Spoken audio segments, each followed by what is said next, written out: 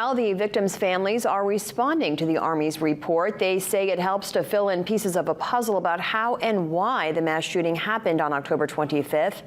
But they're still looking for more information regarding the shooter's stay at the Four Winds Hospital in August of that year. Travis Brennan is one of the attorneys involved in pending civil cases.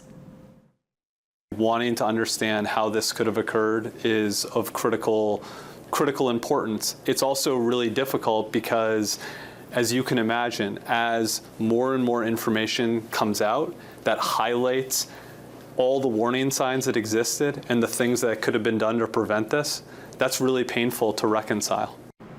Currently, no lawsuits have been filed in court. Attorneys say they are still gathering evidence to determine legal avenues for their clients.